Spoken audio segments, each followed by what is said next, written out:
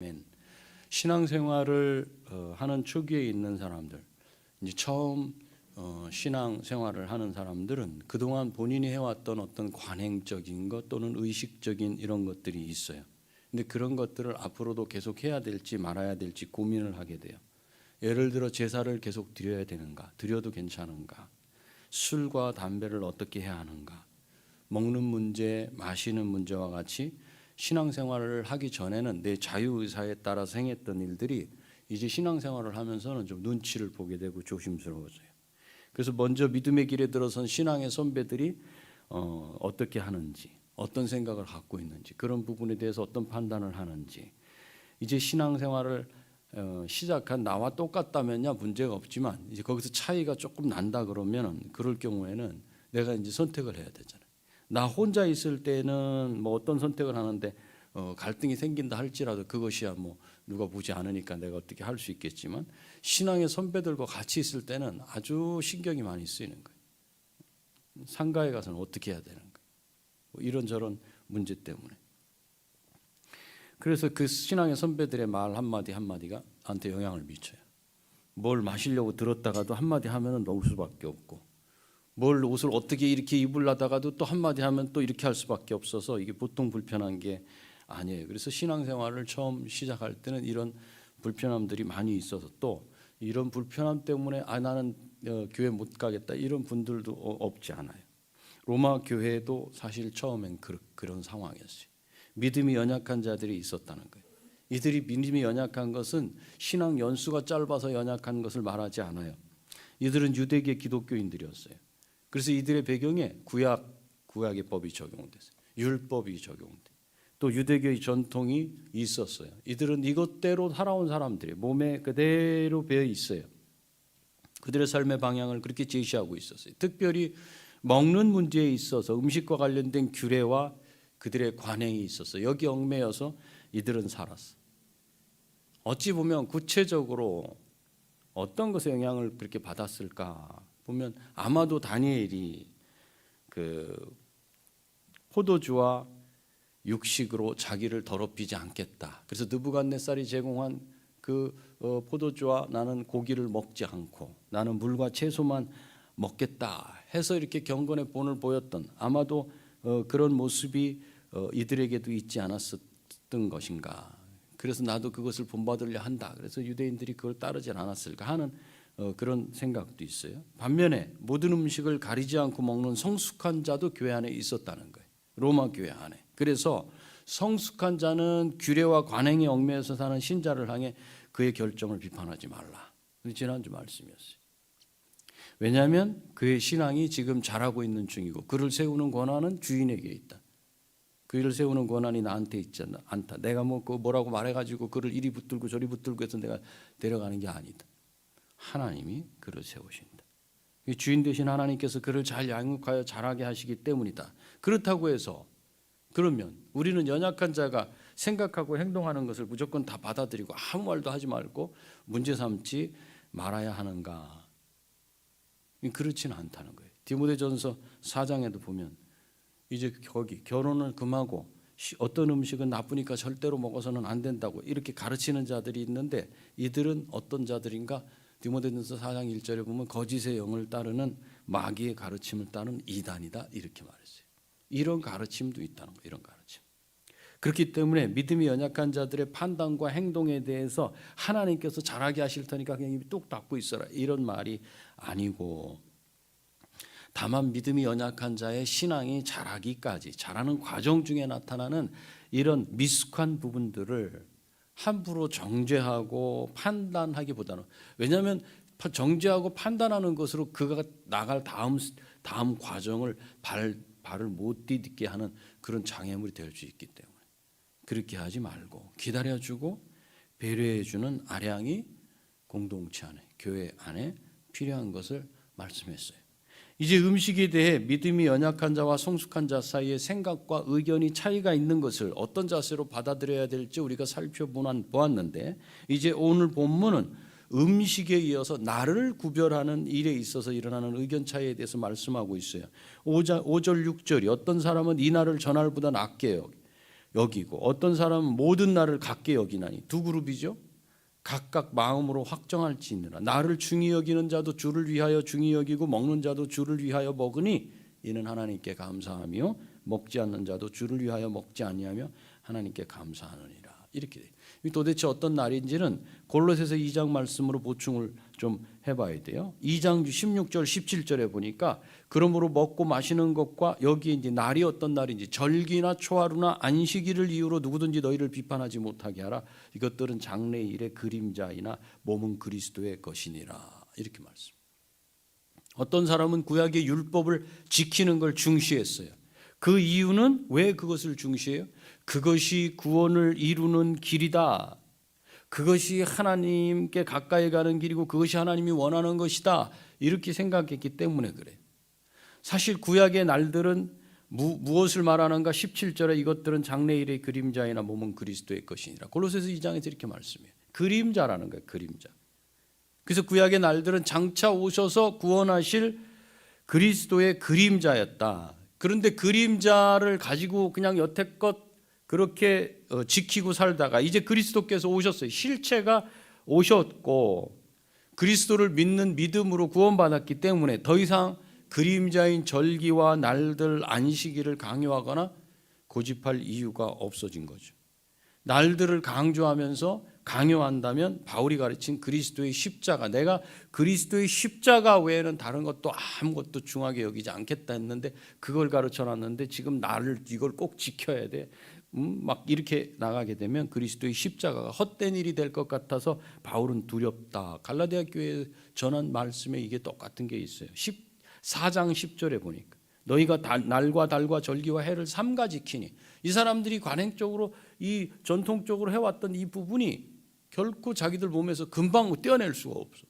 그게 계속 붙어 있어. 지켜야 돼. 그 날 지키니 내가 너희를 위하여 수고한 것이 헛될까 두려워하노라. 바울이 이렇게 말해요. 그러니까 그것은 실체인 예수 그리스도가 오시기 전까지의 그림자였어요. 그것을 지키면서 오실 그리스도를 바라보고 그걸 지키면서 우리가 누구 어떤 백성인지 생각하고 하나님의 아니시면 우리는 구원받지 못한다는 걸 분명히 그걸로 보고 생각하고 기억하는 거예요. 그래서 이런 절기와 날을 지키는 것은 실체로 오실 그리스도를 기다리게 했던 것이기 때문에 그리스도께서 오셔서 십자가에 죽으시고 부활하신 다음에는 이제는 주님을 믿는 믿음으로 그리스도와 연합해서 하나님을 기쁘시게 하는 거지. 율법을 지키고 절기와 날을 지킴으로 하나님을 기쁘시게 하고 그렇게 함으로써 나는 구별된 하나님의 백성입니다 하는 걸 드러내는 게 아니라는 말이죠. 그렇다면 나를 이렇게 소중히 여기는 자들에 대해서 과연 어떤 태도를 보여야 되는가? 이게 뼛속까지 들어가 있어서 이게 쉽게 바뀌어지지 않잖아요. 이 사람들이 로마 교회 안에는 연약한 자로, 믿음이 연약한 자로 이렇게 불려졌어요. 어떤 태도를 보여야 되는가? 어떤 사람은 이 날을 저 날보다 낮게 여기고 어떤 사람은 모든 날을 같게 여겨요. 두 그룹이. 그렇기 때문에 그럼 어떻게 해야 돼요? 각각 자기 마음으로 확정할지니라. 이렇게 돼요. 각자 마음에 확신하는 바에 따르면 된다. 이것은 마치 아무 날도 구별하여 지키지 말고 각자 자기가 원하는 대로 하라는 뜻으로 들려서 혼돈스러울 수 있어요. 왜냐하면 여기에 주일이 끼잖아요. 안식일을 주일로 지키는 것도 포함이 되잖아요.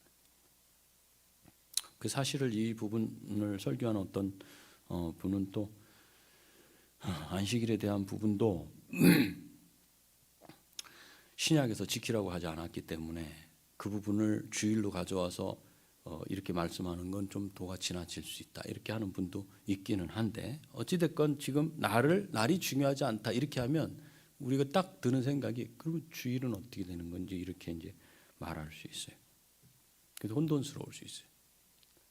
근데 이 말씀은 당시 상황을 배경으로 이해하자면 당시에는 이미 실체 대신 예수 그리스도께서 오셨지만 여전히 그들이 예배하는 방식은 집에서도 모이고 성전에서도 모였어요. 베드로가 보면 성전 미문에 앉아 있던 사람에게 그 이야기 하잖아요. 은과 금은 내게 없지만 내게 있는 것으로 내게 주노니 예수 그리스도의 이름으로 일어나 걸으라 하면서 자기 기도 시간에 성전으로 갔다. 이게 같이 행해졌다는 거예요. 여전히 성전에서도 예배 드리고 집에서도 예배를 드리고 있었던 그런 상황이었다. 그래서 성전을 출입하던 걸 갑자기 이제부터는 성전 출입하지 말고 이제 집에서만 드리고 이렇게 하지 말라는 거예요. 그렇게 하라고 한다고 해서 그게 되질 않아. 자연스럽게 그 부분이 정리되기까지 시간이 필요해. 오순절 이후에도 그래서 성전에서 모였던 거예요. 기도도 하고 예배를 했어요. 성전이 건물로서 존재하고 있는데 그 안에 생겨지던 의식을 당장 없애는 것은 큰 혼란을 가져다 줄 수 있었다. 그래서 정리될 시간이 좀 필요했던 거죠. 그래서 어떻게 결론을 내렸는가? 각자 마음에 확신한 대로 행동하라. 이렇게 말씀. 각자 자기 마음에 난 이렇게 어떻게 해야지 하지 않고 그냥 나는 이렇게 그러면 그거 확실한 대로 그냥 행해라. 그럼에도 불구하고 골로새서 말씀을 보면 2장 16절에 그러므로 먹고 마시는 것과 절기나 초하루나 안식일을 이유로 누구든지 너희를 비판하지 못하게 하라. 그 여기 보니까 이제 안식일이 있잖아요. 여기 초하루나 안식일을 이유로. 오늘 본문 5절에 보면 각자 마음에 확신한 대로 행하라는 말씀에 안식일이 포함되는 것, 이 부분에 대한 생각을 좀 해봐야 된다는 거죠. 왜 그러냐면 성경에서는 안식 후 첫날 곧 주일에 공적인 예배로 모이거나 이날을 특별하게 여긴 사실이 이제 성경을 통해서 보여지니까. 그래서 우리가 그날을 기념해서 주일 이렇게 해서 우리가 주일을 지켜요. 그래서 이 날을 특별하게 여긴 게 이제 성경의 곳곳에 이렇게 드러나 나타나기 때문에 각자의 결정에 따라 적용해야 할 날에 주일을 포함시켜야 되는지에 대한 부분은 분명치가 않은 거예요. 그 무슨 뜻이냐면 그러면 주일로 예배 날짜를 정하지 않고 그냥 각자 알아서 해도 되지 않습니까? 나는 내가 확신하는 건 그냥 나는 화요일로 할게요. 그것은 이제 예배의 질서의 문제에서 흐트러질 수 있는 부분이에요. 그래서 이런 부분은 이제 교회가 정한 그런 거를 우리가 따르는 거죠. 이렇게 이 날을 전날보다 중시하는 자들이 있는가 하면 모든 날이 같다고 여기는 자들이 있는데 그것은 그림자에 불과할 뿐이고 실체이신 그리스도께서 오셨으니까 그리스도 안에서 각자 자기가 확신한 대로 행하면 된다고 이렇게 했어요. 그래서 연약한 자와 이제 믿음이 강한 자 이 두 그룹 사이에 이제 주고받아지는 거죠. 이어서 6절에서 이제 좀 더 분명하게 설명해 왜 그렇게 해야 되는가. 14장 6절인데 로마서 나를 중히 여기는 자도 주를 위하여 중히 여기고 먹는 자도 주를 위하여 먹으니 이는 하나님께 감사하며 먹지 않는 자도 주를 위하여 먹지 아니하며 하나님께 감사하느니라. 나를 중히 여기는 자도 또 음식을 먹는 자도 다 주를 위하여 중히 여기고 먹으니 이게 중요한 말이에요. 어떤 선택을 하든지 그 선택의 근거가 어디에 있는가? 주를 위하는가에 있다는 거예요. 주를 위하여. 어떤 결정을 한다 해도 주를 위한 결정이고 주를 위한 선택이라면 그것은 존중해야 되고 서로 비난하고 다투는 이유로 삼지 말라라는 말씀이에요.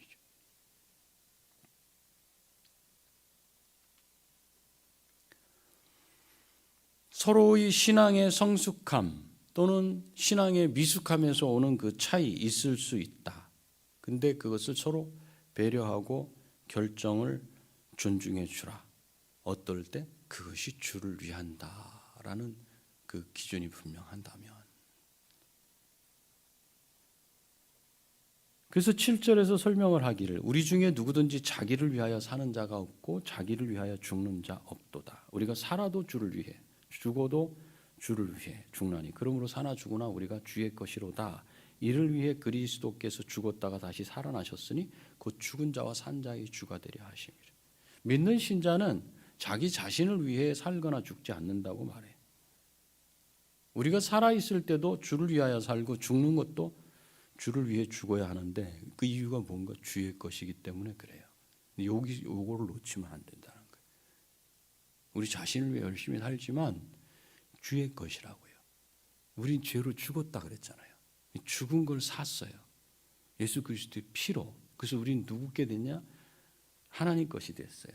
예수 그리스도의 것이 됐어요. 그래서 우리를 슬레이브라고 표현한다 그랬어요. 예수 그리스도의 종, 바울 서신에서 자기를 그리스도의 종이라고 쓸 때 쓰는 표현인 눌로스가 servant가 아니고 slave라고 해요. slave. 노예예요. 노예. 노예는 주인의 뜻대로 사는 사람이에요. 그래서 죽든지 살든지 주를 위해서. 그리스도께서 죽으시고 부활하신 것은 지금 살아있는 우리들이나 이미 죽은 자들 모두에게 주인으로서 그 주 대신 권세로 다스리시기 위함이라고 말씀해요. 예수 그리스도의 것이, 예수 그리스도를 믿어 구원받은 사람은 지금 살아있을 때나 죽는 순간이나 죽은 이후에도 우리의 주인은 그리스도께서 되시고, 지금도 죽는 순간에도 죽은 이후에도 그리스도께서 다스리신다는 거예요. 그 다스림이 우리를 떠나지 않는다는 걸 말해요. 우리는 그리스도의 소유고 그리스도의 다스림 아래에 있다는 게 도대체 무슨 뜻인가? 왜 이걸 말씀하는가? 그게 10절. 네가 어찌하여 네 형제를 비판하느냐? 비판하는 사람이 있는가 하면 네 형제를 어찌하여 업신여기느냐? 우리가 다 하나님의 심판대 아래 서리라. 기록되었으되 주께서 이르시되 내가 살았노니 모든 무릎이 내게 꿇을 것이요 모든 혀가 하나님께 자백하리라 하였느니라. 이러므로 우리 각 사람이 자기의 일을 하나님께 직고하리라. 우리는 그 누구도 다른 형제를 판단할 자격이 없다는 거죠. 그것은 우리가 모두 하나님의 심판대 앞에 서서 그의 판단을 받아야 할 자들이기 때문에 그렇다. 모든 무릎이 내게 꿇을 것이요 모든 혀가 하나님께 자백하리라. 빌립보서에도 나오고 이사야서에도 나오는 말씀. 누구도 예외 없이 존재하는 모든 것들이 산자든지 죽은다든지 하나님 앞에 무릎을 꿇고 그가 행한 것을 다 자백하게 될 거예요. 그래서 우리 각 사람은 자기 일을 하나님께 직고하리라 이렇게 말씀하는 거예요. 내가 행한. 그래서 우리 모두는 하나님 앞에 서서 내가 살아온 일에 대해 일일이 해명해야 될 사람들이지 누구를 판단할 위치에 있지 않다. 그럼 만물에 대해 판단하시고 그 책임을 물어서 심판하실 분은 오직 한 분밖에 안 계시고 하나님만 그렇게 하시는 거예요. 그래서 서로 판단하지 말아야 된다. 동시에 내 판단으로 다른 사람이 어디까지 가면 안 되냐면 근심하는 데까지 가게 하면 안 된다는 거예요. 그게 13절이에요. 그런즉 우리가 다시는 서로 비판하지 말고 그 판단은 하나님이 하시니까 거기서 좀 더 나가서 도리어 부딪힐 것이나 거칠 것을 형제 앞에 두지 않도록 주의하라. 내가 주 예수 안에서 알고 확신하노니 무엇이든지 스스로 속된 것이 없으되 다만 속되게 여기는 그 사람에겐 속되니라. 만물을 판단하시고 그 책임에 따라 심판하실 분은 오직 하나님 한 분이시기에 우리는 서로 판단하지 말아야 할 뿐 아니라 그 형제가 내 눈빛이나 얼굴 표정이나 내 말로라도 마음에 상처가 될 일 이거 만들지 말라 이렇게 명해. 무엇이든지 그 자체로 부정된 것은 없고 다만 그렇게 여기는 그 사람에게만 그것이 부정된 것이다. 그래서 15절부터 이제 만일 음식으로 말미암아 내 형제가 근심하게 되면 이는 내가 사랑으로 행하지 아니함이라. 하나님께서 지으신 것은 모두가 선함에도 불구하고 어떤 사람은 먹는 것을 꺼려서 먹지 않고 어떤 사람은 가리지 않고 먹는 것으로 인해 판단하고 왜 먹지 않아? 먹어도 괜찮아. 아무 문제 없어. 근데 그 사람은 도무지 입에 넣을 수 없는데 그냥 억지로 입에 넣게 해갖고 그 마음을 상하게 하고 마음에 상처를 준다면 그것은 사랑으로 행하지 아니한 것이다 이렇게 말해요. 우리에게 지정의가 회복됐다 그랬잖아요. 그죠? 지정. 지식이 있어. 그래서 의지를 따라서 우리가 행동을 하죠. 그죠? 근데 여기에 빠지면 안 될 게 정서예요. 정서. 우리의 신앙생활이 하나님 앞에도 똑같아요. 하나님께 내가 아는 지식을 가지고 의지가 발동해서 하나님을 섬긴다고 열심히 섬겨. 거기 뭐가 빠지? 정서가 빠져. 정서는 감정. 사랑이 빠지면 그것은 뭔가 바리새인과 같은 외식이 돼. 여러분들과 제가 신앙생활을 해가면서 가만히 한번 봐야 돼요.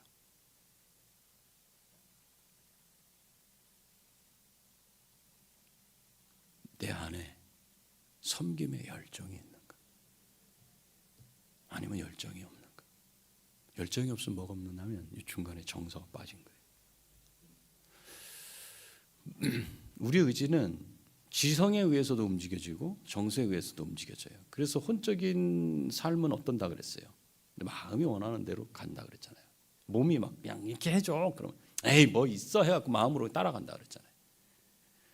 근데 지정의가 회복이 돼. 영이 회복되고 나서도 역시 마찬가지로 하나님의 말씀을 받지만 여기서 이 하나님의 말씀을 받은 걸 갖고 의지적으로 뭔가를 해야 되겠다고 움직이는데 뭐가 빠져 있으면 이 정서의 동의 이게 빠져 있으면 여기서 사랑이 나가지 않아요.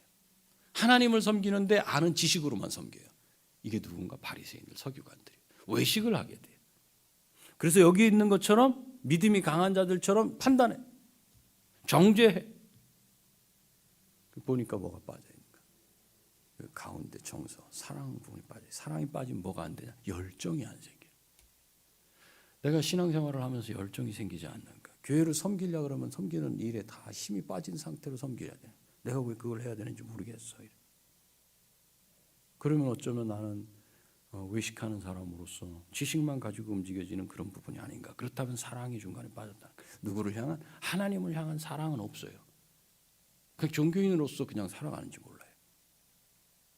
이렇게 사역을 하게 되고 이렇게 들어가게 되면 무엇이 그 안에 들어오는가 하면 인정받고 싶어요. 인정받기 위해서 일을 할 수밖에 없어요. 하나님을 사랑하기 때문에 내가 헌신하는 게 아니라 나를 드러내기 위해서 할 수밖에 없어요. 뭐가 빠지면? 사랑이 빠지면. 이게 에베소 교회의 상태. 처음 사랑을 버렸노라. 믿지 않는다는 게 아니에요. 믿음이 있는데 처음 사랑을 버렸노라. 이게 누구예요? 바리새인과 서기관들 같은 모습이. 그 지금 이런 모습으로 나타나는 게 사랑으로 행하지 않은 것이다. 사랑은 상대에게 유익을 끼치는 거예요. 내 유익을 바라지 않아요. 내 상대에게 유익을 끼치지 않아. 손해를 끼쳤어. 그래서 믿음이 강한 자가 믿음이 연약한 자의 약점을 배려하지 않고 자기가 보고 판단하고 아는 대로 행함으로 연약한 자가 걸려 넘어지게 한다면 식물 하나로 그를 망하게 하는 것이기 때문에 이게 심각한 죄가 될 수 있는데 연약한 그를 넘어지게 하지 말아야 되는 것은 왜 그래야 되는가? 그 넘어진 연약한 사람을 위해 그리스도께서 십자가에 못 박혀 죽으셨기 때문에. 그리스도가 행하신 피값으로 산 사람을 내가 어떻게 만들어요? 실족하게 만들어서 망하게 한다면 그건 그리스도께서 행하신 그 일을 내가 원점으로 돌려놓는 일이기 때문에 이 심각한 죄가 될 수 있기 때문에 그런 거예요.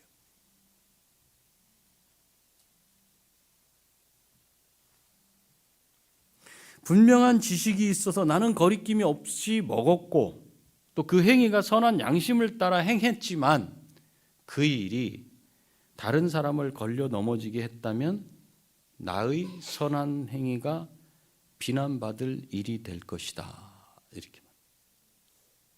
하나님의 나라는 그래서 무엇을 먹고 마시고에 달려 있지 않고 먹고 마시는 일이 하나님의 나라의 일을 좌우하거나 결정하는 게 아니라 먹고 마시는 것이 가리키는 것이 바로 무엇인가? 성령 안에서 의와 평강과 기쁨이다. 그것을 기억하고 그리스도를 섬기려고 했다면 결국 먹고 마시는 문제로 형제를 대하는 나의 자세가 달라질 수밖에 없고 하나님께서 기뻐하시고 사람에게도 칭찬을 받는 일이 되었을 것이다. 이렇게 말하죠. 그 잘 생각해야 돼요. 지정의가 회복된 사람이 지식과 의지를 따라서만 움직이게 되면 많은 사람이 그 믿음의 길에서 넘어질 수가 있다. 그러므로 19절, 20절, 21절, 22절, 23절까지 그러므로 우리가 화평의 일과 서로 덕을 세우는 일을 힘쓰나니 음식으로 말미암아 하나님의 사업을 무너지게 하지 말라. 하나님의 일 그것 때문에 망치게 하지 말라. 만물이 다 깨끗하되 거리낌으로 먹는 사람에게는 악한 것이다. 이 거리낀데 이게 좀 깨림직한데 그러면서 먹으면 그 사람에게는 그게 악한 것이라. 고기도 먹지 아니하고 포도주도 마시지 아니하고 무엇이든지 내 형제로 거리끼게 하는 일을 아니함이 아름다우니라. 먹는 문제로 영혼을 구원하여 살리고자 하시는 하나님 나라의 일을 무너뜨리지 말고 서로 세워줘라.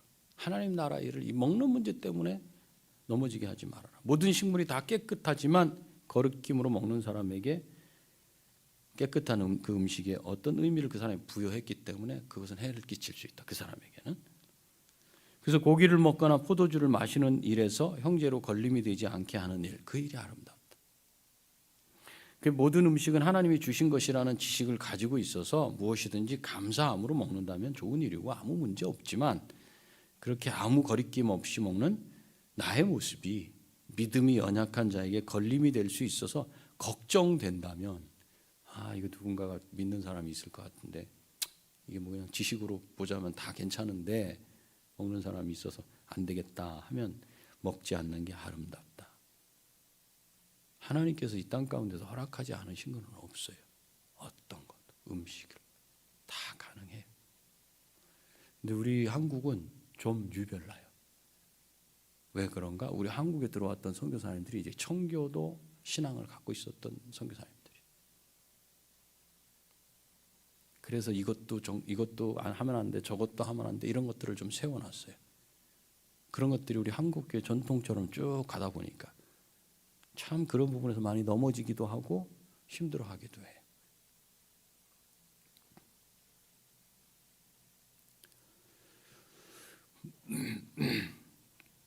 그렇다고 지금 제가 그거를 다 뭐 바로 잡아가지고 우리는 앞으로 이렇게 하자. 그럼 이 안에 또 힘든 분들이 또 생겨. 그것을 우리 육체의 욕심을 따를 그 길로 선택한다 그러면 또 교회가 질서가 없어지고 엉망이 될 수 있어요. 내가 사용한 자유로 인해서 다른 연약한 자가 실족한다면 그 책임을 내가 질 수밖에 없으니까 내가 행한 자유의 사용이 결국 나 자신을 정죄해. 너 이제 유죄야. 이렇게 하는 일이 될 수밖에 없다. 그래서 하나님이 내게 주신 믿음과 지식을 통한 그 자유를 하나님 앞에서 나 스스로 가지고 있으면서 그냥 감사하되 그 믿음을 행동으로 사용할 때는 항상 연약한 누군가가 걸려 넘어질 수 있지 않을까. 그러면 그걸 쓰지 말라는 거예요. 그리고 믿음이 연약하고 모든 식물이 깨끗하다는 지식이 없음에도 불구하고 의심하면서 또 먹는다면 그 또한 정죄를 당하게 된다. 그래서 각자 자기 마음에 확신한 대로 행하라는 게 이게 쉬운 부분은 아니에요. 그죠? 주님의 뜻을 알고 그대로 따르려고 하지 않는 것을 믿음을 따라하지 아니한 것이다라고 이렇게 말하면서 결국은 믿음을 따라하지 않은 그 모든 것은 다 죄다.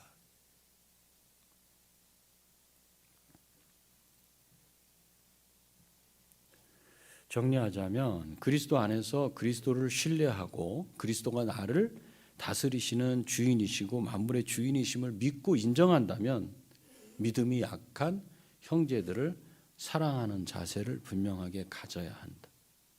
여러분 꼭 묵상을 해보세요. 내 안에 지정의 중에 지성이 내 의지를 발동하게 해서 내가 사역도 하고 형제도 뭐 이렇게 돕고 하는 건지 아니면 그 하나님을 향한 그 사랑의 열정이 나한테 있어서 그것으로 내가 하는지 안 하는지를 한번 보세요. 이게 빠지면 어떻게 되는가? 그럼 이렇게 내 믿음에 따라서 다른 사람의 연약한 사람의 신앙 생각 안 하고 그냥 막 대차게 나갈 수 있어요. 여러 사람이 넘어질 수 있어요. 마찬가지로 반대로 이제 신앙생활을 시작한 연약한 그도 과연 그 빈약한 지식과 의지만 따라서 살아가는지 아니면 그 안에 하나님에 대한 사랑이 그 말씀에 동의된 그 사랑이 있어서 움직이는지를 또 확인해야 돼. 이게 없다면 역시 마찬가지로 양쪽에 아주 강한 검들이 탕탕 부딪히는 그런 소리가 날 수밖에 없어요. 사랑은 기다리는 거예요. 기다리는 거. 나의 자유를 연약한 자를 위해서 보류하고 기다리는 거예요. 그래서 내 자유를 연약한 사람에게 강요하지 않는 거예요. 그가 그리스도의 것이기 때문이다. 우리는 다 그리스도의 슬레이브예요. 노예. 죄의 노예였었는데 이제는 그리스도의 슬레이브, 그리스도의 것이, 그리스도의 노예, 그리스도의 종. 그래서 그를 위해서 그리스도께서 십자가에서 값을 치르신 이 돌아온 작은 아들이기 때문에 그래요. 교회 공동체 안에서 우리가 덕을 세우며 기다려주며 서로를 넘어지지 않게 해주는 그런 성도들이 다 되시기를 축복합니다. 또한 우리 자신을 돌아보아 정말 내가 하나님을 사랑하는 그 마음이 내 안에서, 말씀에 동의된 그 마음이 내 안에서 꿈틀거리고 있어서 그 열정 때문에 내가 사람을 섬기고 사역을 감당하고 그러고 있는지, 아니면 그냥 지식을 따른 그 지식이 의지를 발동시켜서 몸을 움직이게 하고 행동을 하게 해서 가는지 자기를 들여다봐야 돼요. 그렇지 않으면 나의 그 행위는 의식적인 그런 행위가 될 수밖에 없고, 하나님을 사랑하는 그 열정이 빠졌기 때문에 계속 사람의 인정을 받으려고 할 수밖에 없어요. 만약에 그렇다면 하나님 앞에, 하나님 다시 그 첫사랑 회복시켜 주십시오 할 수 있어요. 그럴 때 내가 다른 사람을, 다른 성도를 세울 수 있어요. 기도하시겠습니다. 주님, 우리를 예수 그리스도의 십자가의 죽으심, 부활하심으로 주님이 행하신 그 일을 우리가 믿고 믿게 하시고 우리를 거듭나게 하셔서 날마다 주님을 닮는 그 길 걷게 하신 것 감사합니다. 그런데 그 길을 걸으면서 믿음이 연약한 자와 믿음이 강한 자가 있다는 것을 발견합니다. 지식이 있어서 주님 주신 자유로 모든 것을 행하긴 하는 사람이 있는가 하면, 또 그렇지 못한 사람이 있을 때 서로가 서로를 업신여기기도 하고 판단하기도 하는 그런 교회 공동체에 어그러진 모습이 있는 것을 보았습니다. 주님, 우리 안에 주님이 우리를 값주고 사신 그 하나님의 사랑이 우리 심령 속에 간직되게 하시고 그 사랑으로 서로를 섬길 수 있도록 해주시며, 내 믿음이 지식을 따라 굳건하다면 그렇지 못한 자를 기다려줄 수 있도록 그 마음을 좀 다스려 주시옵시고, 또 그렇지 못한 자는 그 마음에 갈등하고 조바심 내지 아니하며 하나님의 똑같은 동일한 사랑이 간직된 것을 기억하고 주님을 신뢰하며 이 신앙의 여정 갈 수 있도록, 그래서 서로가 서로에게 덕을 세워줘서 또 사랑해서 교회 공동체를 굳건히 세워갈 수 있는 우리 무지개교회, 3본 무지개교회 식구들 다 되도록 복을 내려 주시옵소서. 예수님의 귀하신 이름으로 기도하옵나이다. 아멘. 하늘에 계신 우리 아버지여, 이름이 거룩히 여김을 받으시오며 나라가 임하시오며 뜻이 하늘에서 이루어진 것 같이 땅에서도 이루어지이다. 오늘 우리에게 일용할 양식을 주시옵고 우리가 우리에게 죄 지은 자를 사하여 준 것 같이 우리 죄를 사하여 주시옵고 우리를 시험에 들게 하지 마시옵고 다만 악에서 구하시옵소서. 나라와 권세와 영광이 아버지께 영원히 있사옵나이다. 아멘. 네, 수요 예배 마쳤습니다.